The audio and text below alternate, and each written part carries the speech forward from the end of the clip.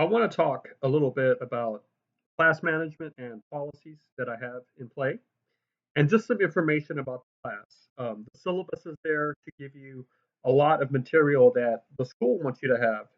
And this material you can also find on the English department's website and also at Edison State website itself if you search that site for the information. But here I want to give you class specific information starting with attendance. Attendance counts. I need you to log in to our class homepage at least a couple times a week and do some meaningful work there. I can actually check on my end to see who's logging in and when. I don't make it a habit to police students that way, but I do check that if I see that someone is struggling with their work, getting the work in on time. Then I'll check their attendance to see how many times a week they're actually working in the class. And um, so it's all about how your work is coming in and how many times you log in a week to look at the material and to work. I understand that sometimes you go online and you see the assignments and you learn about what you need to do, and then you can work offline. So there's time that you put into the class that's not reflected as you being logged in our LMS system in Blackboard. So at in every work folder of the course, you'll have a quiz where you have to. One part of the quiz is you'll have to tell me how much time you've spent working on the class for that period of time that relates to the work folder. So that's how I take attendance. Um, from another angle, if I go online and I see that you haven't logged in at all for a whole week, I'm going to count that as 2 missed days. So that's another easy way to keep that in mind. As far as points in the class, I'm a little bit unusual in that I like to keep the point values low.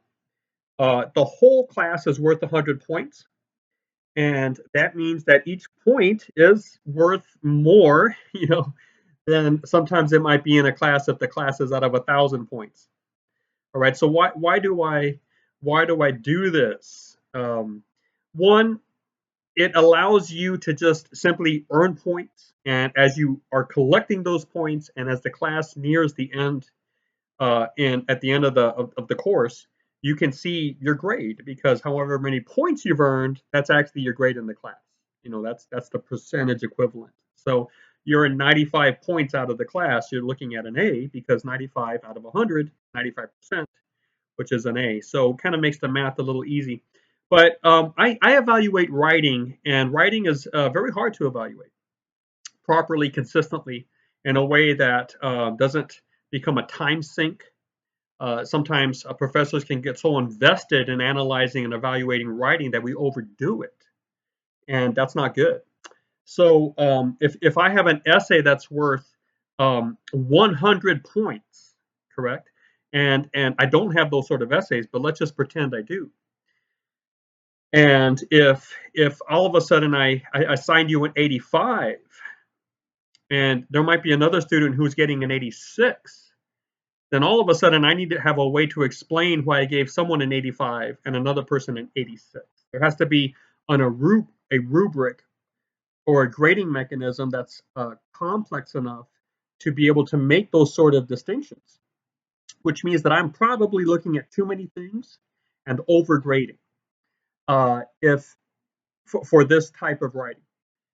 If instead I make the essay worth 10 points, then I can very easily, I can better discuss why I feel an essay is 8 points and not a 9 point essay. The 0 points and the 1 points and the 2 points are very easy to see. So are basically the 3 and 4 because all of those are still failing grades. The 10 is easy to see. That's like a great paper. A 9 is kind of easy to see. So that leaves me with 5, 6, 7, and 8, four layers, four tiers. And at that point, my accuracy as an evaluator goes up quite a bit. I can be accurate on that scale. But if you're going to try to hold me to explaining legitimately why one student got a 73 and another one a 74. I've got to have all sorts of weird, over specific grading assessment points that is going to become a headache for everybody and probably discourage a lot of students from really practicing and taking risks with their writing. So there's just 100 points in the class, and you can start earning day one, earning the points. Please remember, though, as the class progresses, that it really is about how many points you've earned, because you might have an assignment and it's worth 10 points, and you earn 8 points. Okay. Sometimes learning management systems, LMS, or in this case, Blackboard, which is a type of LMS, these systems try to give you a lot of feedback. And so they'll tell you, look, here are how many points you've earned, but they'll also let you know what your performance ratio is. So they might say, well, look, you have a performance average of 80%. And the computer is thinking, well, they took one assignment and they got 8 points out of 10, and that's 80%. So in terms of performance, you're at an 80% performance rate. Let's say you do another assignment, 10 points, and this time you make a 9 out of 10. So you have 8 points and 9 points, 17 points, right? But that bumped your performance average up to an 85% now, okay? And now let's just pretend that you don't do anything else in the course, nothing else. You take this great long vacation from composition. At the end, when you go and you maybe wake up from this dream of yours and you go and you examine where you stand in the course, you might see this 85% number there. And you might think that's your grade in the course. That's not your grade in the course. That's just a performance ratio. Because really, you turned in only 17 points. Now, 17 points out of 20, because those you just assignments together, they were worth 20 points. The computer is saying, hey, you're in 20 points, and out of a possible 20 points, you're in 17. That's 85% success rate or whatever. It's going to show you the 85% in terms of this is your performance average. But you still only earned 17 points. Now, 17 points out of 100, that's a failing grade. Every semester, I've taught at many, many schools. I'm an adjunct professor, so I teach at different places. And just about every semester, I have some student that is in for a rude awakening because they confuse the point total with the performance ratio percentage. Please just pay attention to how many points you're earning and make sure that they get close to 100, okay? All right, so where are these assignments? How do you earn the points? The class is arranged in 8 work folders. And when you get onto Blackboard or our LMS, you're going to see the title of the folder is going to be right there, Work Folder 1, and then it's going to have the due date right next to the title, right there in that little tab, folder tab, right? And that's the due date for the whole folder. Everything in the folder has to be in before or on that due date. There's a lot of work there, so I want you to space out the work. Each folder should be done over the course of 5 or 6 days, okay? Maybe taking a day off between, because they usually cover about 2 weeks, 2 calendar weeks. But they are not designed to be done the night before. It's going to drive you crazy. You're going to lose sleep. You're going to get anxious. Your grades are not going to be that great because your work is going to be rushed. So please space it out. But if there are simply 8 due dates in the class, it's easy to understand that. It's easy to keep track of that. And you kind of get in a rhythm that everything is due either on the 15th or the 30th of the month. So please keep that in mind. All right. And remember that the work folders have all the assignments in them. All right. Now, you might be late with one of those folders. Will I accept it? Yes.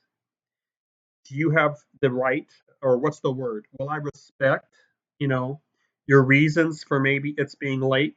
Absolutely. I think there are plenty of good reasons. Some are not so good, others are good. It all depends why you were late. If you feel you need to talk to me about that, that's fine.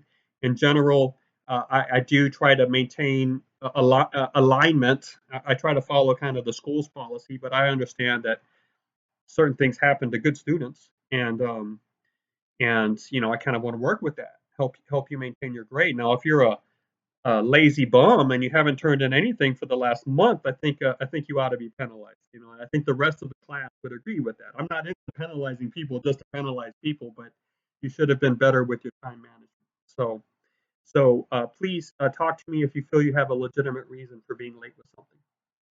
All right, but I will take late work, and I'll try to give you as much credit as your work earns, and also the late policies allow. Okay, I'll try to be fair to you, and I hope you can sense that and appreciate that. And what about the essays? Sorry about the light there. This is the sun setting behind me, so I better just stay right here. I've got a lot of essays to grade, and I usually grade sort of quickly. And I'll give you some general pointers if I feel like you need that. If your paper is good enough and you make a great grade, I'm not going to ask you to revise it. I'm probably not going to give a lot of feedback as well, other than maybe pointing out some of the things you did well. Um, in general, because I do like to move quickly and I don't want to overthink anything. I don't fill up the paper with a lot of comments. At most, I'll give you one core thing to work on. I might tell you one thing you're doing well, and then I'll say, look, for the next assignment, let's work on this one thing, so you can remember what the one thing is and actually make some movement towards fixing that. Okay. Um, but if you ever want more feedback on anything, then what I would like you to do is I would like you to contact me either through email, through text, and say, I would appreciate if I could talk with you a little bit about my essay and how I did and what you thought. And then we can have a phone conversation or a Zoom session between you and me, one on one, or we can do with this with email, or even on Blackboard. I can send you a recording about your work. I just want you to know that I'm trying to make a living as an adjunct professor, which I mean literally means I'm working at 5 or 6 universities or 3 universities and 2 other places. So I'm not going to spend an hour over each essay. That I would not survive as a teacher that way. So you might get the sense that I am not actually giving a lot of feedback to you, and some students are okay with that. I was okay with that. I frankly, I wanted to figure it out on my own. I didn't want my teacher to give me a lot of feedback. Writing was too important to me, and I didn't want too many cooks in the kitchen, if you will, when I was developing as a writer. But you might be someone who really wants some feedback, and I don't want you to think that I'm not available for that. I'm just waiting for you to identify yourself. Send me a text, send me an email, say let's talk, and I'll be all right, all right. When I know you want this, I'm going to deliver, but I'm not going to deliver all these thoughts and analyses to everyone before I know whether they want it or not. It could be a well-intentioned waste of time. So I'm waiting for you to identify yourself if you want that type of feedback. All right. As far as revision goes, if you don't like the score you receive on an essay, you can always redo it. You can redo it numerous times. The essay portals are going to be open all semester, and you can revise it as many times as you want until you get the score that you're happy with. But we do need to be in dialogue with this so that you know how to revise and what I'm looking for. All right. Um, Last thing I want to talk about right now is well, I want to talk about 2 more things. One is contact. You can email me at my Edison account, um, excuse me, or it's on the syllabus, or you can call or text me. I'm completely okay with that. It's just that when you text me or call me, many times I don't recognize the number. I'm not going to recognize the number. So initially, I'll probably just let it go to voicemail. If you call, just leave a message, tell me who you are. I'll call you back. No problem at all. And when you're texting me, just say, hello, Dr. Horn, this is, and put your name and then say from Edison State. And then right away I know this is my student. It's not some weird text, okay? And many times a simple text can clear things up for you right away. I do have a lot of accounts I'm checking, and many times it's just it's a minor miracle for me to make it through the day without forgetting something important. So please give me about 24 hours to respond to emails. That's why I actually prefer texting for calling. Well, the last thing I want to tell you here is I want to assure you that I'm on your side, and I want you to have a great overall experience at Edison State College, community college. Okay, I want you to learn something in my class. But more than that, I want you to grow as a thinker, to grow in confidence, and to realize that there are a lot of people here at Edison State that really care about your success and will do everything they can within reason to move you forward. Okay, so don't give up on yourself. Don't give up on the system. Find the people that you sense are supportive, and try to, you know, feed off that energy and that care and concern, and just keep at it. All right. So I am always for student success in the class, and in this particular semester.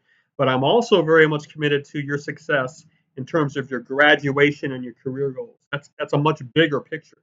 So I don't want you to get a sense that for some reason, because this class is online, synchronous, that somehow I am someone that's not interested in you, or is going to be very standoffish when it comes to helping you grow and talking with you and maybe helping you down the line with whatever way we can. So I realize that's my goal. My goal is not to make you fall in love with English or to become a writer. Maybe some of you are headed that way. I don't know. My goal is to have you have a great experience here that is really full of genuine growth, so that 10 years from now you look back at it as a state and say, that was a good place and that was a good time in my life. So that's really the picture I have in mind as I try to work with you with the content that the course has given us to be sort of a meeting ground. You see what I'm saying? All right. Hey, thanks for listening. I know this video went a bit long, but I appreciate it. All right. Have a good day.